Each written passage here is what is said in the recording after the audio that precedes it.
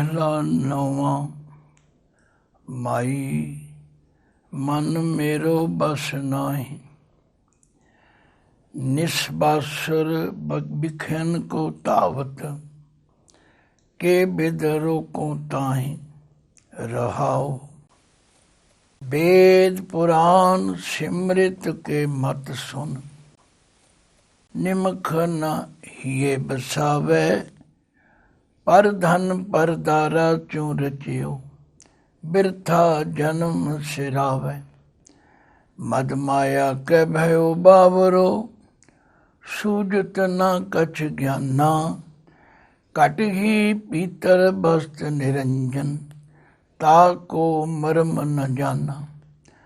जब ही शरण साध की आयो, दुर्मत सगल विनाशी, तब नानक चेत्यो चिंता मन, काटी जम की फांसी। सोरठ महला नौवां।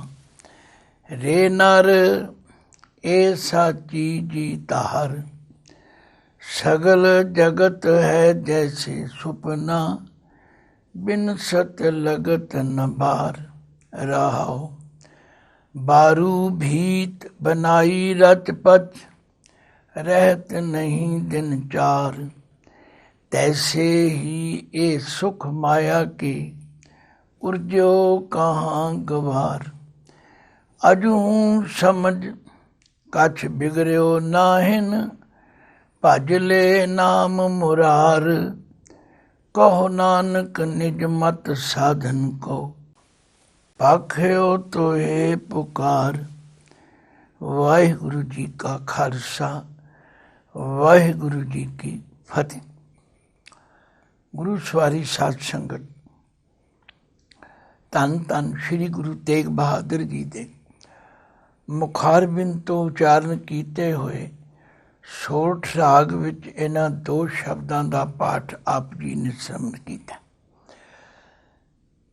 गुरु तेग बहादुर पातशाह जी दे समझाउण दा तरीका अपना निजी अनुभव ते अपने वल्लों कीते होए यतन वो साडे लई पूरने पाण दी मनिंदा है, क्योंकि आम तौर ते हर व्यक्ति दी इहो ही शिकायत है कि जी मेरा मन नहीं टिकदा, मेरा मन नहीं लगदा, मैं चाहुंदा हाँ मेरा मन लग जाए।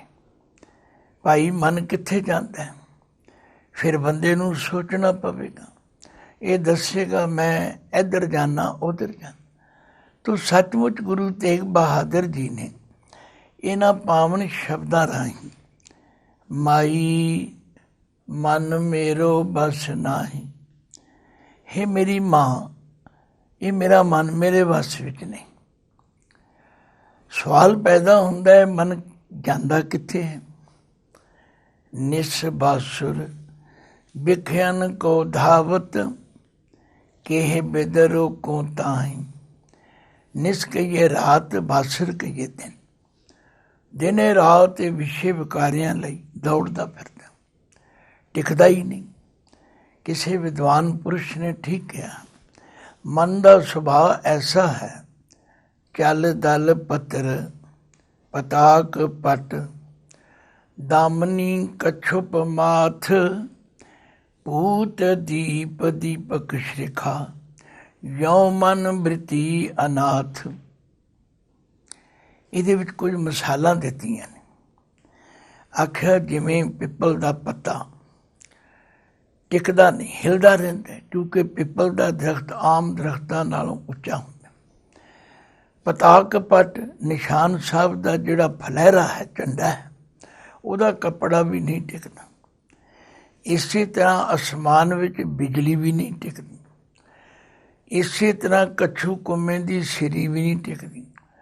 ਭੂਤਾਂ ਦੀ ਅੱਗ ਵੀ ਨਹੀਂ ਟਿਕਦੀ, ਦੀਵੇ ਦੀ ਲਾਟ ਵੀ ਨਹੀਂ ਟਿਕਦੀ। ਇਹ ਮਿਸਾਲਾਂ ਦੇ ਕੇ ਸਮਝਾਏ। ਜਿਵੇਂ ਕੋਈ ਅਵਾਰਾ ਪਸ਼ੂ ਹੋਵੇ, ਉਹਦੇ ਗਲ ਵਿੱਚ ਰੱਸਾ ਨਾ ਹੋਵੇ, ਉਹਨੂੰ ਕਿੱਲੇ 'ਤੇ ਨਾ ਬੰਨ੍ਹਿਆ ਹੋਵੇ, ਉਹਨੂੰ ਹਰੀਆਂ ਖੇਤੀਆਂ ਖਾਣ ਦੀ ਆਦਤ ਪੈ ਜਾਂਦੀ। ਕਦੇ ਕਿਸੇ ਖੇਤ ਵਿੱਚ ਮੂੰਹ ਮਾਰਦਾ, ਕਦੇ ਕਿਸੇ ਵਿੱਚ। ਸੱਚਮੁੱਚ ਸਾਡੇ ਮਨ ਦੀ ਹਾਲਤ ਇਹੋ ਹੀ। ਇਹ ਜਿਹੜੀਆਂ ਮਿਸਾਲਾਂ ਦਿੱਤੀਆਂ ਨੇ, ਜੇ ਇਹਨਾਂ ਨੂੰ ਧਿਆਨਪੂਰਵਕ ਵਿਚਾਰੀਏ ਤਾਂ ਬਿਲਕੁਲ ਸਾਡੇ ਮਨ 'ਤੇ ਢੁੱਕ ਜਾਣਗੇ।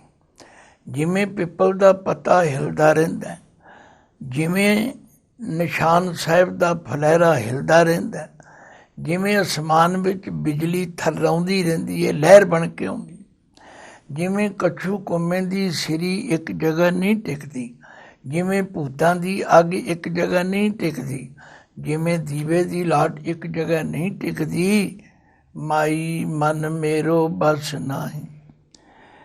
ਹੇ ਮਾਂ, ਮੇਰਾ ਮਨ ਵੀ ਇਸ ਤਰ੍ਹਾਂ ਹੀ ਬਸ ਵਿੱਚ ਨਹੀਂ। ਨਿਸ ਬਾਸਰ ਵਿਖਿਆਨ ਕੋ ਤਾਵਤ, ਦਿਨੇ ਰਾਤ ਵਿਸ਼ੇ ਵਿਕਾਰਾਂ ਲਈ ਦੌੜਦੇ, ਕਿਹ ਬੇਦਰ ਰੋਕੋ ਤਾਂ ਹੀ। ਕਿਹੜੇ ਤਰੀਕੇ ਨਾਲ ਇਸ ਨੂੰ ਰੋਕਣਾ ਕਰਨਾ? ਅਨੇਕਾਂ ਯਤਨ ਕਰਨ ਦੇ ਬਾਵਜੂਦ ਵੀ ਨਹੀਂ ਰੁਕਦਾ। ਫਿਰ ਉਹਨਾਂ ਯਤਨਾਂ ਦਾ ਜ਼ਿਕਰ ਕਰਦੇ ਨੇ, ਵੇਦ ਪੁਰਾਨ ਸਿਮਰਤ ਕੋ ਮਤ ਸੁਣ। ਇਹ ਸਾਡੇ ਧਰਮ ਗ੍ਰੰਥ ਨੇ, ਜਿਨ੍ਹਾਂ ਨੂੰ ਸਨਾਤਨ ਮਤ ਵਿੱਚ ਬੜੇ ਹੀ ਸਤਿਕਾਰਤ ਗ੍ਰੰਥ ਕਿਹਾ ਜਾਂਦਾ। 4 ਵੇਦ ਹਨ, 18 ਪੁਰਾਣ ਹਨ, 27 ਸਿਮਰਤੀਆਂ ਹਨ, ਖਟ ਪੁਰਾਣ ਹਨ, 9 ਉਪਨਿਸ਼ਦਾਂ। ਇਹਨਾਂ ਸਾਰਿਆਂ ਦਾ ਜਿਹੜਾ ਮਤ ਹੈ, ਉਪਦੇਸ਼ ਹੈ, ਸਿਧਾਂਤ ਹੈ, ਉਹ ਸੁਣ ਕੇ ਵੀ ਇਹ ਨਹੀਂ ਟਿਕਦਾ। ਨਿਸ ਵੇਦ ਪੁਰਾਨ ਸਿਮਰਤ ਕੋ ਮਤ ਸੁਣ, ਨਿਮਕ ਨਹੀਂ ਹੈ ਬਸਾਵੇ। ਨਿਮਕ ਥੋੜ੍ਹਾ ਜਿੰਨਾ ਵੀ ਆਪਣੇ ਹਿਰਦੇ ਵਿੱਚ ਨਹੀਂ ਵਸਾਉਂਦਾ। ਸੁਣਦੇ ਅਸੀਂ ਬਹੁਤ ਹਾਂ, ਬਾਣੀ ਵਿੱਚ ਲਿਖਿਆ, ਸਿਮਰਿਤ ਵੇਦ ਪੁਰਾਨ ਪੁਕਾਰਨ ਪੋਥੀਆਂ। ਭਗਤ ਕਬੀਰ ਜੀ ਨੇ ਵੀ ਇਤਲਾਫ ਕੀਤਾ, ਕਿਆ ਪੜ੍ਹੀਏ ਕਿਆ ਗੁਨੀਏ, ਕਿਆ ਵੇਦ ਪੁਰਾਨਾ ਸੁਣੀਏ, ਪੜ੍ਹੇ ਸੁਨੇ ਕਿਆ ਹੋਈ, ਜੋ ਸਹਿਜ ਨ ਮਿਲਿਓ ਸੋਈ। ਕਹਿੰਦੇ ਇਹਨਾਂ ਧਰਮ ਗ੍ਰੰਥਾਂ ਦਾ ਮਤ ਸਿਧਾਂਤ ਉਪਦੇਸ਼ ਸੁਣ ਕੇ ਵੀ ਨਿਮਖ ਨਹੀਂ ਇਹ ਬਸਾਵੇ। ਕਈ ਵਾਰੀ ਤਜਰਬਾ ਕਰਕੇ ਦੇਖਿਆ, ਕਈ ਘੰਟੇ ਕਥਾ ਵਾਰਤਾ ਕੀਤੀ ਸੁਣੀ ਜਾਂਦੀ। ਜੇ ਕਰਨ ਵਾਲਿਆਂ ਨੂੰ ਪੁੱਛ ਲਓ ਵੀ ਤੁਸੀਂ ਕੀ ਕੀਤਾ ਸੀ, ਜੇ ਸੁਣਨ ਵਾਲਿਆਂ ਨੂੰ ਪੁੱਛ ਲਓ ਤੁਸੀਂ ਕੀ ਸੁਣਿਆ ਸੀ, ਬਹੁਤਿਆਂ ਦਾ ਜਵਾਬ ਹੁੰਦਾ ਜੀ ਸੁਣਿਆ ਤੇ ਜ਼ਰੂਰ ਸੀ ਪਰ ਪਤਾ ਨਹੀਂ ਕੀ ਸੁਣਿਆ। ਤੇ ਜੇ ਪਤਾ ਹੀ ਨਹੀਂ ਕੀ ਸੁਣਿਆ ਤੇ ਹਿਰਦੇ 'ਚ ਕੀ ਵਸਾਵਾਂਗੇ? ਵੇਦ ਪੁਰਾਨ ਸਿਮਰਤ ਕੋ ਮਤ ਸੁਣ, ਨਿਮਖ ਨਾ ਹੀਏ ਬਸਾਵੇ, ਪਰ ਧਨ ਪਰ ਦਾਰਾ ਚੋਂ ਰਚਿਓ, ਬਿਰਥਾ ਜਨਮ ਸਿਰਾਵੇ। ਬਸ ਪਰਾਏ ਧਨ ਦੀਆਂ ਗੱਲਾਂ, ਪਰਾਈਆਂ ਇਸਤਰੀਆਂ ਦੀਆਂ ਗੱਲਾਂ, ਇਹਨਾਂ ਚੀਜ਼ਾਂ ਵਿੱਚ ਹੀ ਰਚਿਆ ਰਹਿੰਦਾ, ਇਹਨਾਂ ਚੀਜ਼ਾਂ ਵਿੱਚ ਹੀ ਖੁੱਭਿਆ ਰਹਿੰਦਾ, ਔਰ ਇਸੇ ਤਰ੍ਹਾਂ ਆਪਣੇ ਸਾਰੇ ਜਨਮ ਨੂੰ ਬਿਰਥਾ ਸਿਰਾਵੇ ਬਤੀਤ ਕਰ ਲੈਂਦਾ, ਗਵਾ ਲੈਂਦਾ, ਇਹਨਾਂ ਨੂੰ ਸਫਲ ਨਹੀਂ ਕਰਦਾ। ਮਦ ਮਾਇਆ ਕਹਿ ਭਇਓ ਬਾਵਰੋ, ਸੂਝਤ ਨਾ ਕਛ ਗਿਆਨਾ। ਮਦ ਦੇ ਦੱਦੇ ਨੂੰ ਸਿਹਾਰੀ ਹੈ, ਜਿਹਦਾ ਅਰਥ ਹੈ ਨਸ਼ੇ ਵਿੱਚ। ਮਾਇਆ ਦੇ ਨਸ਼ੇ ਵਿੱਚ ਵੀ ਕਮਲਾ ਹੋਇਆ ਫਿਰ। ਸਾਧ ਸੰਗਤ, ਜੇ ਕਮਲੇਪਨ ਦਾ ਸਬੂਤ ਲੈਣਾ ਹੋਵੇ ਤੇ ਜਿਹਦੇ ਕੋਲ 4 ਪੈਸੇ ਆ ਜਾਂਦੇ ਨੇ, ਉਹਦੀਆਂ ਗੱਲਾਂ ਸੁਣ ਕੇ ਵੇਖੋ। ਉਹ ਆਂਦਾ ਮੈਂ ਕਿਸੇ ਨੂੰ ਕੀ ਸਮਝਣਾ, ਮੈਨੂੰ ਕਿਸੇ ਦੀ ਕੀ ਮੁਤਾਜੀ ਹੈ, ਮੈਂ ਕਿਸੇ ਦੀ ਕੀ ਪਰਵਾਹ ਕਰਦਾ। ਇਹ ਬਾਵਰੇਪਨ ਦੀਆਂ ਗੱਲਾਂ ਨੇ। ਮਦ ਮਾਇਆ ਕਹਿ ਭਇਓ ਬਾਵਰੋ, ਸੂਝਤ ਨਾ ਕਛ ਗਿਆਨਾ। ਕੋਈ ਗਿਆਨ ਸੁਝਦਾ ਹੀ ਨਹੀਂ, ਸਮਝ ਆਉਂਦੀ ਨਹੀਂ। ਭਾਵੇਂ ਕੋ ਕਿਤਨਾ ਸਮਝਾਓ ਉਲਟਾ ਹੀ ਬੋਲੇਗਾ, ਗਲਤੀ ਬੋਲੇਗਾ। ਘਟ ਹੀ ਪੀਤਰ ਬਸਤ ਨਿਰੰਜਨ, ਤਾ ਕੋ ਮਰਮ ਨ ਜਾਨਾ। ਉਹ ਮਾਇਆ ਤੋਂ ਨਿਰਲੇਪ ਹਸਤੀ ਪਰਮਾਤਮਾ ਰਹਿੰਦਾ ਸਾਡੇ ਅੰਦਰ ਹੈ, ਪਰ ਉਸ ਦਾ ਮਰਮ ਭੇਦ ਅਸੀਂ ਨਹੀਂ ਜਾਣਦੇ। ਇਹ ਸਾਰਾ ਕੁਝ ਮਜਬੂਰੀ ਹੈ, ਔਰ ਇਸ ਮਜਬੂਰੀ ਦਾ ਸਾਰੇ ਹੀ ਸ਼ਿਕਾਰ ਹਾਂ। ਤੀਜੇ ਪਦ ਵਿੱਚ ਮਹਾਰਾਜ ਨਿਚੋੜ ਕਰਦੇ ਨੇ, ਜਬ ਹੀ ਸ਼ਰਨ ਸਾਧ ਕੀ ਆਇਓ। ਜਦੋਂ ਗੁਰੂ ਦੀ ਸ਼ਰਨ ਵਿੱਚ ਆ ਗਏ, ਜਦੋਂ ਰੱਬ ਦੇ ਪਿਆਰਿਆਂ ਦੀ ਸੰਗਤ ਕੀਤੀ, ਜਬ ਹੀ ਸ਼ਰਨ ਸਾਧ ਕੀ ਆਇਓ। ਹੁਣ ਸ਼ਰਨ ਵਿੱਚ ਆਉਣ ਦਾ ਕੀ ਮਤਲਬ ਹੈ? ਸਰੈਂਡਰ ਕੀਤਾ, ਹਥਿਆਰ ਸੁੱਟ ਦਿੱਤੇ, ਚਤੁਰਾਈਆਂ ਛੱਡ ਦਿੱਤੀਆਂ ਤੇ ਗੁਰੂ ਅੱਗੇ ਬੇਨਤੀ ਕੀਤੀ, ਮਹਾਰਾਜ ਕਿਰਪਾ ਕਰੋ, ਜਬ ਹੀ ਸ਼ਰਨ ਸਾਧ ਕੀ ਆਇਓ। ਬਹੁਤੀ ਵਾਰੀ ਤੇ ਅਸੀਂ ਸ਼ਰਨ ਵਿੱਚ ਆਉਂਦੇ ਹੀ ਨਹੀਂ। ਗੁਰੂ ਘਰ ਵਿੱਚ ਆ ਕੇ ਵੀ ਆਪਣੀਆਂ ਚਤੁਰਾਈਆਂ, ਸਿਆਣਪਾਂ, ਹੰਕਾਰ ਕਰੀ ਜਾਂਦੇ। ਪਰ ਜਦੋਂ ਸ਼ਰਨ ਵਿੱਚ ਆ ਗਏ, ਮਨ ਕਰਕੇ, ਬਚਨ ਕਰਕੇ, ਕਰਮ ਕਰਕੇ ਫੈਸਲਾ ਕਰ ਲਿਆ ਕਿ ਹੁਣ ਅਸੀਂ ਗੁਰੂ ਦੀ ਗੱਲ ਮੰਨਣੀ ਹੈ। ਜਬ ਹੀ ਸ਼ਰਨ ਸਾਧ ਕੀ ਆਇਓ, ਦੁਰਮਤ ਸਗਲ ਬਿਨਾਸੀ। ਫਿਰ ਸਾਰੀ ਖੋਟੀ ਮਤ ਦਾ ਨਾਸ ਹੋ ਗਿਆ। ਤਬ ਨਾਨਕ ਚੇਤਿਓ ਚਿੰਤਾ ਮਨ, ਕਾਟੀ ਜਮ ਕੀ ਫਾਂਸੀ। ਤਬ ਤਦੋਂ ਨਾਨਕ ਜੀ ਫਰਮਾਉਂਦੇ ਨੇ, ਚੇਤਿਓ ਚਿੰਤਾ ਮਨ, ਉਹ ਪਰਮਾਤਮਾ ਜਿਸ ਦਾ ਨਾਮ ਚਿੰਤਾਮਨ ਭੱਟੀ ਹੈ, ਭਾਵ ਜਿਹਦੇ ਕੋਲੋਂ ਜੋ ਚਿਤ ਵੀ ਹੈ ਸੋ ਮਿਲ ਜਾਂਦਾ। ਜਦੋਂ ਗੁਰੂ ਦੀ ਸੰਗਤ ਵਿੱਚ ਆ ਕੇ ਉਸ ਦਾ ਸਿਮਰਨ ਕਰਨਾ ਸ਼ੁਰੂ ਕੀਤਾ ਤੇ ਕਾਟੀ ਜਮ ਕੀ ਫਾਂਸੀ, ਜਮਾਂ ਦੀ ਫਾਈ ਕੱਟੀ ਗਈ।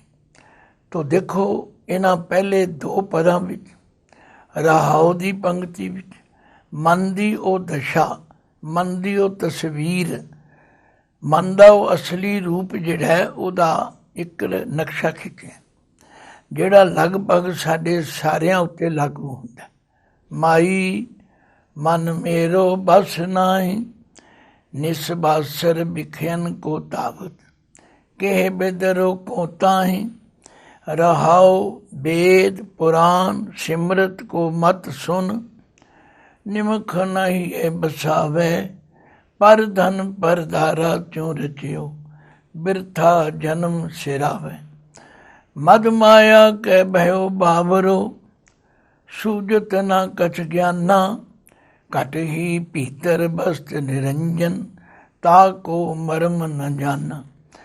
जब ही शरण साध की आयो, दुर्मत सगल बिनासी, तब नानक चेत्यो चिंता मन, काटी जम की फांसी। सोरठ महला नौवां। रे नर ए साची जी धार, सगल जगत है जैसे सुपना, बिन सत लगत न बार रहाओ। तो इस पावन शब्द दे अंदर धन गुरु तेग बहादुर सच्चे पातशाह ਸਾਡੇ ਸਾਰਿਆਂ ਲਈ ਉਪਦੇਸ਼ ਕਰਦੇ ਨੇ, ਹੇ ਮਨੁੱਖ, ਇਹ ਸਾਚੀ, ਸਾਚੀ ਦਾ ਮਤਲਬ ਹੈ ਇਹ ਗੱਲ ਸੱਚੀ ਹੈ, ਸਦਾ ਕਾਇਮ ਰਹਿਣ ਵਾਲੀ ਹੈ, ਅਤੇ ਇਸ ਨੂੰ ਤੂੰ ਆਪਣੇ ਜੀਵ ਵਿੱਚ ਧਾਰ, ਟਿਕਾ ਲੈ, ਵਸਾ ਲੈ, ਇਹਨੂੰ ਭੁੱਲੀ ਨਾ। ਤੁਸੀਂ ਆਖੋਗੇ ਕਿਹੜੀ ਗੱਲ ਹੈ? ਰੇ ਨਰ ਇਹ ਸਾਚੀ ਜੀ ਧਾਰ, ਸਗਲ ਜਗਤ ਹੈ ਜੈਸੇ ਸੁਪਨਾ, ਬਿਨ ਸਤ ਲਗਤ ਨ ਬਾਰ। ਇਹ ਸਾਰਾ ਸੰਸਾਰ ਸੁਪਨੇ ਦੀ ਮਾਨੰਦ ਹੈ। ਸੁਪਨਾ ਸ਼ਬਦ ਕੋਈ ਐਸਾ ਮਨੁੱਖ ਨਹੀਂ ਜਿਹੜਾ ਨਹੀਂ ਸਮਝਦਾ। ਸੁਪਨਾ ਕਦੋਂ ਆਉਂਦਾ ਹੈ? ਜਦੋਂ ਅਸੀਂ ਸੁੱਤੇ ਪਏ ਹੁੰਦੇ, ਕਦੇ ਜਾਗਦਿਆਂ ਸੁਪਨਾ ਨਹੀਂ ਆਇਆ। ਤੇ ਸੁਪਨੇ ਦੀ ਹਸਤੀ ਕਿੰਨੀ ਕੁ ਹੁੰਦੀ ਹੈ? ਜਦ ਤੱਕ ਸੁੱਤੇ ਹਾਂ ਓਨੀ ਦੇਰ ਤੀਕਰ ਸੁਪਨਾ ਕਾਇਮ ਹੈ, ਜਦੋਂ ਜਾਗ ਪਏ ਸੁਪਨਾ ਖਤਮ ਹੋ ਗਿਆ। ਬਾਣੀ ਵਿੱਚ ਬਹੁਤ ਜਗ੍ਹਾ ਇਸ ਦਾ ਜ਼ਿਕਰ ਆਇਆ। ਨਰਪਤ ਏਕ ਸਿੰਘਾਸਨ ਸੋਇਆ, ਸੁਪਨੇ ਭਇਆ ਭਿਖਾਰੀ, ਅਛਤ ਰਾਜ ਬਿਛਰਤ ਦੁਖ ਪਾਇਆ, ਸੋਗਤ ਭਈ ਹਮਾਰੀ। ਆਖਿਆ ਜਿਸ ਤਰ੍ਹਾਂ ਕੋਈ ਰਾਜਾ ਰਾਜਾ ਤੇ ਹੈ, ਪਰ ਸੁੱਤਿਆਂ ਪਿਆ ਸੁਪਨੇ ਵਿੱਚ ਭਿਖਾਰੀ ਬਣ ਗਿਆ। ਹੈ ਰਾਜਾ ਹੀ, ਪਰ ਸੁਪਨੇ ਵਿੱਚ ਭਿਖਾਰੀ ਬਣਨ ਕਰਕੇ ਦੁਖੀ ਹੋ ਰਿਹਾ। ਉਹੀ ਹਾਲਤ ਸਾਡੀ। ਪਾਤਸ਼ਾਹ ਕਹਿੰਦੇ ਨੇ ਇਹ ਗੱਲ ਨੂੰ ਆਪਣੇ ਹਿਰਦੇ ਵਿੱਚ ਵਸਾ ਲੈ ਕਿ ਇਹ ਸਾਰਾ ਜਗਤ ਜਿਹੜਾ ਹੈ ਇਹ ਸੁਪਨੇ ਦੀ ਮਾਨੰਦ ਹੈ। ਜਿਵੇਂ ਸੁਪਨੇ ਨੂੰ ਨਾਸ ਹੁੰਦਿਆਂ ਦੇਰ ਨਹੀਂ ਲੱਗਦੀ, ਇਸੇ ਤਰ੍ਹਾਂ ਇਸ ਜਗਤ ਨੂੰ ਨਾਸ ਹੁੰਦਿਆਂ ਵੀ ਦੇਰ ਨਹੀਂ ਲੱਗਦੀ। ਰੇ ਨਰ ਇਹ ਸਾਚੀ ਜੀ ਧਾਰ, ਧਾਰ ਦੇ ਰਾਰੇ ਨੂੰ ਸਿਆਰੀ ਹੈ। ਸਾਧ ਸੰਗਤ ਕਈ ਗੱਲਾਂ ਅਸੀਂ ਸੁਣ ਕੇ ਛੱਡ ਦਿੰਦੇ ਹਾਂ, ਭੁੱਲ ਜਾਂਦੇ। ਥੋੜ੍ਹੀ ਦੇਰ ਬਾਅਦ ਕਿਸੇ ਨੂੰ ਪੁੱਛੋ ਜੀ ਮੈਂ ਭੁੱਲ ਗਿਆ, ਪਰ ਕਈ ਗੱਲਾਂ ਅਸੀਂ ਆਪਣੇ ਹਿਰਦੇ ਵਿੱਚ ਵਸਾ ਲੈਂਦੇ। ਮੈਨੂੰ ਯਾਦ ਹੈ ਇੱਕ ਦਫਾ ਮੈਂ ਬੰਗਲਾ ਸਾਹਿਬ ਕਥਾ ਕਰਕੇ ਹਟਿਆ, ਇੱਕ ਨੌਜਵਾਨ ਮੈਨੂੰ ਇੱਕ ਪਾਸੇ ਲੈ ਗਿਆ, ਆਂਦਾ ਵੀਰ ਜੀ ਬਾਬਾ ਜੀ ਮੈਂ ਗੱਲ ਪੁੱਛਣੀ ਚਾਹੁੰਦਾ। ਮੈਂ ਕਿਹਾ ਪੁੱਛੋ। ਕਹਿੰਦਾ ਮੈਂ ਬਾਣੀ ਯਾਦ ਕਰਨੀ ਚਾਹੁੰਦਾ, ਮੈਨੂੰ ਹੁੰਦੀ ਨਹੀਂ, ਪਰ ਮੈਂ ਤੁਹਾਨੂੰ ਦੇਖਿਆ ਤੁਸੀਂ ਘੰਟੇ 'ਚ ਬੜੇ ਬਾਣੀ ਦੇ ਪ੍ਰਮਾਣ ਦਿੱਤੇ, ਤੁਹਾਡੀ ਯਾਦਾਸ਼ਤ ਬੜੀ ਵਧੀਆ, ਕੀ ਤੁਸੀਂ ਕੋਈ ਟੌਨਿਕ ਦਵਾਈ ਵਰਤਦੇ ਹੋ? ਮੈਂ ਤਾਂ ਕੋਈ ਦਵਾਈ ਨਹੀਂ ਵਰਤਾਂ, ਪਰ ਮੈਂ ਗੁਰੂ ਗ੍ਰੰਥ ਸਾਹਿਬ ਨੂੰ ਮੱਥਾ ਟੇਕਿਆ, ਅਰਦਾਸ ਕੀਤੀ ਪਾਤਸ਼ਾਹ ਇਸ ਜਗਿਆਸੂ ਦੇ ਪ੍ਰਸ਼ਨ ਦਾ ਉੱਤਰ ਬਖਸ਼ੋ। ਗੁਰੂ ਨੇ ਬੜੀ ਕਿਰਪਾ ਕੀਤੀ। ਮੈਂ ਕਿਹਾ ਇਹ ਵੀਰ ਇਹ ਦੱਸ, ਜੇ ਤੂੰ ਕਿਸੇ ਤੋਂ ਪੈਸੇ ਲੈਣੇ ਹੋਣ ਤੈਨੂੰ ਭੁੱਲ ਜਾਂਦੇ ਨੇ? ਕਹਿੰਦਾ ਨਹੀਂ ਜੀ, ਉਹ ਤਾਂ ਕਦੇ ਨਹੀਂ ਭੁੱਲਦੇ। ਮੈਂ ਕਿਹਾ ਜੇ ਤੈਨੂੰ ਗੁੱਸੇ ਵਿੱਚ ਕੋਈ ਗਾਲ ਕੱਢੇ, ਫਿੱਕਾ ਬਚਨ ਕਹੇ, ਤੈਨੂੰ ਭੁੱਲ ਜਾਂਦਾ? ਕਹਿੰਦਾ ਨਹੀਂ ਜੀ, ਉਹ ਵੀ ਅਸੀਂ ਕਹਿੰਦੇ ਹਾਂ ਸਾਰੀ ਉਮਰ ਯਾਦ ਰੱਖਾਂਗੇ।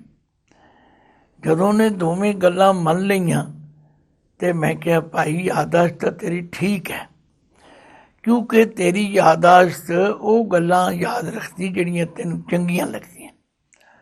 ਜੇ ਜਿਤਨਾ ਪਿਆਰ ਤੂੰ ਪੈਸਿਆਂ ਨਾਲ ਕਰਦਾ, ਗਾਲਾਂ ਨਾਲ ਕਰਦਾ, ਓਨਾ ਪਿਆਰ ਤੂੰ ਪਰਮਾਤਮਾ ਦੇ ਨਾਮ ਨਾਲ ਕਰੇ, ਤੈਨੂੰ ਨਾ ਭੁੱਲੇ। ਤਾਂ ਗੁਰੂ ਤੇਗ ਬਹਾਦਰ ਜੀ ਵੀ ਇਹੀ ਗੱਲ ਕਹਿ ਰਹੇ ਨੇ, ਰੇ ਨਰ ਇਹ ਸਾਚੀ ਜੀ ਧਾਰ, ਇਹ ਗੱਲ ਸੱਚੀ ਹੈ, ਇਹਨੂੰ ਆਪਣੇ ਅੰਦਰ ਵਸਾ ਲੈ। ਉਹ ਕਿਹੜੀ ਗੱਲ ਸੱਚੀ ਹੈ? ਸਗਲ ਜਗਤ ਹੈ ਜੈਸੇ ਸੁਪਨਾ, ਇਹ ਸਾਰਾ ਸੰਸਾਰ ਸੁਪਨੇ ਦੀ ਮਾਨੰਦਾ। ਬਿਨਸਤ ਲਗਤ ਨਾ ਬਾਹਰ, ਇੱਥੇ ਬਾਹਰ ਦਾ ਮਤਲਬ ਇਹਨੂੰ ਦੇਰੀ ਨਹੀਂ ਲੱਗਦੀ, ਇਸ ਨੂੰ ਖਤਮ ਹੁੰਦਿਆਂ ਦੇਰ ਨਹੀਂ ਲੱਗਦੀ। ਇਹ ਬਾਹਰ ਅੱਖਰ ਸਾਧ ਸੰਗਤ ਬਾਣੀ ਵਿੱਚ ਬੜੇ ਅਰਥਾਂ ਵਿੱਚ ਹੁੰਦਾ। ਬਾਹਰ ਦਰਵਾਜ਼ੇ ਨੂੰ ਵੀ ਕਹਿੰਦੇ ਨੇ, ਬਾਹਰ ਵਾਰੀ ਨੂੰ ਵੀ ਕਹਿੰਦੇ ਨੇ, ਬਾਹਰ ਪਾਣੀ ਨੂੰ ਵੀ ਕਹਿੰਦੇ ਨੇ, ਕਿਤਨੇ ਅਰਥ ਨੇ। ਇੱਥੇ ਇਹਦਾ ਅਰਥ ਹੈ ਕਿ ਬਿਨਸਤ ਲਗਤ ਨਾ ਬਾਹਰ, ਇਹਨੂੰ ਨਾਸ ਹੁੰਦਿਆਂ ਦੇਰੀ ਨਹੀਂ ਲੱਗਦੀ, ਰਹਾਓ। ਫਿਰ ਗੁਰਬਾਣੀ ਦਾ ਇੱਕ ਹੋਰ ਬੜਾ ਕਮਾਲ ਹੈ, ਜਿਹੜੀ ਗੱਲ ਸਮਝਾਉਣੀ ਹੁੰਦੀ ਹੈ ਉਹਨੂੰ ਸਮਝਾਉਣ ਵਾਸਤੇ ਇੱਕ ਦੋ ਮਿਸਾਲਾਂ ਦਿੱਤੀਆਂ ਜਾਣ। ਜਿਵੇਂ ਸੁਪਨੇ ਦੀ ਮਿਸਾਲ ਦਿੱਤੀ, ਇਸੇ ਤਰ੍ਹਾਂ ਬਾਰੂ ਭੀਤ ਬਣਾਈ ਰਜ ਪਚ, ਬਾਰੂ ਕਹਿੰਦੇ ਨੇ ਰੇਤੇ ਨੂੰ, ਭੀਤ ਕਹਿੰਦੇ ਨੇ ਕੰਧ ਨੂੰ। ਜਿਵੇਂ ਰੇਤੇ ਦੀ ਕੰਧ ਬਣਾਈ ਰਚ ਪਚ, ਬੜੀ ਮਿਹਨਤ ਕਰਕੇ ਰਚ ਕੇ, ਉਸਾਰ ਕੇ, ਪੋਚ ਕੇ, ਬਣਾ ਕੇ, ਥਾਪੜ ਕੇ, ਬੰਦਾ ਕਹਿੰਦਾ ਲਓ ਜੀ ਕੰਧ ਬਣ ਗਈ, ਪਰ ਉਹ ਕੰਧ ਕਿੰਨੀ ਦੇਰ ਰਹੇਗੀ? ਆਪਾਂ ਸਾਰੇ ਜਾਣਦੇ ਹਾਂ ਰੇਤੇ ਦੀ ਕੰਧ ਬਹੁਤੀ ਦੇਰ ਨਹੀਂ ਟਿਕਦੀ। ਦੂਜੀ ਮਿਸਾਲ ਦੇ ਕੇ ਸਮਝਾਇਆ, ਬਾਰੂ ਭੀਤ ਬਣਾਈ ਰਚ ਪਚ, ਰਹਿਤ ਨਹੀਂ ਦਿਨ ਚਾਰ, ਇਹ ਕੁਝ ਸਮਾਂ ਵੀ ਨਹੀਂ ਠਹਿਰ। ਤੈਸੇ ਹੀ ਇਹ ਸੁਖ ਮਾਇਆ ਕੇ ਉਰਜੋ ਕਹਾਂ ਗਵਾਰ, ਹੈ ਬੰਦੇ ਤੈਸੇ ਹੀ ਇਹ ਸੁਖ ਮਾਇਆ, ਇਹ ਜਿਹੜੇ ਮਾਇਆ ਦੇ ਸੁੱਖ ਨੇ ਜਿਨ੍ਹਾਂ ਨੂੰ ਤੂੰ ਸਦੀਵੀ ਤੇ ਸੱਚਾ ਸਮਝ ਕੇ ਜਫਾ ਮਾਰ ਬੈਠਾ। ਮਾਈ ਮਾਇਆ ਛਲ, ਤ੍ਰਿਣ ਕੀ ਅਗਨ ਮੇਘ ਕੀ ਛਾਇਆ, ਗੋਬਿੰਦ ਭਜਨ ਬਿਨ ਹੜ ਕਾ ਜਲ, ਤੈਸੇ ਹੀ ਇਹ ਸੁਖ ਮਾਇਆ ਕੇ ਉਰਜੋ ਕਹਾਂ ਗਵਾਰ। ਗਵਾਰ ਕਹਿੰਦੇ ਮੂਰਖ ਨੂੰ, ਹੇ ਮੂਰਖ ਬੰਦੇ ਤੂੰ ਇਹਦੇ ਵਿੱਚ ਕੀ ਉਲਝਿਆ ਪਿਆ? ਇਹ ਤਾਂ ਥੋੜ੍ਹੇ ਦਿਨਾਂ ਦੀ ਖੇਡ ਹੈ। ਬਾਣੀ ਵਿੱਚ ਇੰਨੇ ਪ੍ਰਮਾਣ ਦਿੱਤੇ ਨੇ, ਇੰਨੇ ਪ੍ਰਮਾਣ ਦੇ ਕੇ ਸਮਝਾਇਆ। ਮਾਈ ਮਾਇਆ ਛਲ, ਤ੍ਰਿਣ ਕੀ ਅਗਨ ਮੇਘ ਕੀ ਛਾਇਆ, ਆਖਿਆ ਜਿਵੇਂ ਕੱਖਾਂ ਦੀ ਅੱਗ ਇੱਕ ਵਾਰੀ ਭਾਂਬੜ ਬਣ ਕੇ ਬਲਦੀ ਉੱਠਦੀ ਫਿਸਮ ਜਾਂਦੀ, ਇਸੇ ਤਰ੍ਹਾਂ ਬਦਲਾਂ ਦੀ ਛਾਂ ਕੜਕਦੀ ਧੁੱਪ 'ਚ ਜ਼ਿਮੀਂਦਾਰ ਹਲ ਵਾਹੁੰਦਾ ਹੋਵੇ, ਮਾੜੀ ਜੀ ਬਦਲੀ ਆਵੇ, ਠੰਡ ਜੀ ਪੈਂਦੀ ਹੈ, ਬੜਾ ਖੁਸ਼ ਹੁੰਦਾ, ਪਰ ਉਹ ਬਦਲੀ ਕਿੰਨੀ ਦੇਰ ਠਹਿਰਦੀ, ਮਾੜੀ ਜੀ ਹਵਾ ਹੀ ਉੱਡ ਗਈ। ਇਸੇ ਤਰ੍ਹਾਂ ਦਰਿਆ ਸੁੱਕਾ ਪਿਆ, ਪਹਾੜਾਂ ਵਿੱਚ ਮੀਂਹ ਪੈ ਗਿਆ, ਹੜ੍ਹ ਦਾ ਪਾਣੀ ਆ ਗਿਆ, ਪਰ ਉਹ ਕਿੰਨੀ ਦੇਰ ਲਈ ਹੈ, ਜਦ ਤੱਕ ਉੱਪਰ ਮੀਂਹ ਪੈਂਦਾ। ਇਹ ਮਿਸਾਲਾਂ ਦੇ ਕੇ ਮਹਾਰਾਜ ਨੇ ਸਮਝਾਇਆ, ਮਾਈ ਮਾਇਆ ਛਲ ਤਿਣ ਕੀ ਅਗਨ ਮੇਘ ਕੀ ਛਾਇਆ, गोविंद भजन बिन हड़ का जल, तैसे ये सुख माया के उर्जो कहाँ गवार। इन्ना कुछ कह के फिर पातशाह कहते ने, अज हूँ समझ कछ बिगड़ो नाहिन, भज ले नाम मुरार। आख्या हाली भी समझ, कुछ नहीं बिगड़िया। साध संगत बड़ी सुंदर मिसाल विद्वान पुरुषों ने दी। आख्या किसी ने पानी कढ़न लई खूह विचों बाल्टी खूह विच लटकाई ते नाल ही लज भी छड़ दिती। हुण वो पानी कित्थों कढेगी? पर जे उहदे हत्थ विच लज होवे, भावें 2 गज ही होवे, तां वो बाल्टी कढ सकदा है, पानी कढ सकदा। इसे तरह हाली भी जिहड़ा जीवन का कुछ समा बाकी है, इनू सफल करी। अज हूँ समझ कछ बिगड़ो नाहिन, हाली भी समझ जा, कुछ नहीं बिगड़िया। जिन्ना समा तेरे कोल बाकी है, भज ले नाम मुरार, उस परमात्मा का नाम सिमरन कर ले। कहो नानक निज मत साधन को, भाख्यो तोहे पुकार। ये गुरुआं दा, साधुआं दा, महापुरखां दा मत है, जिहड़ा तैनूं पुकार पुकार के कह रहे। तू ये ना आखी सानू दसिया नहीं, मैनूं पता नहीं लग्या। तो साध संगत इस तरह गुरबाणी का एक एक बोल सानू सुत्तियां नूं जगाउंदा है, भुल्लियां नूं सीधे रस्ते पाउंदा है। पर असीं बाणी नूं पढ़ के छड्डी जा रहे हैं। अज भी असीं आसा की वार का एक श्लोक पढ़ रहे सां, पढ़ पढ़ गद्दी लद्दी है, पढ़ पढ़ भरी है साथ, पढ़ पढ़ बेड़ी पाई है, पढ़ पढ़ गड्डी है खात, पढ़ी है जेती आरजा, पढ़ी है जेते सास। भाव कितना लम्मा समा पढ़ी जाओ, पर नानक लेखै एक गल, हो रहा मैं झखना झाक। तो सानू गुरु की बाणी तो ये प्रेरणा मिलती है। अज हूँ समझ कछ बिगड़ो नाहिन, भज ले नाम मुरार। कहो नानक निज मत साधन को, भाख्यो तोहे पुकार। वाहिगुरु जी का खालसा, वाहिगुरु जी की फतेह।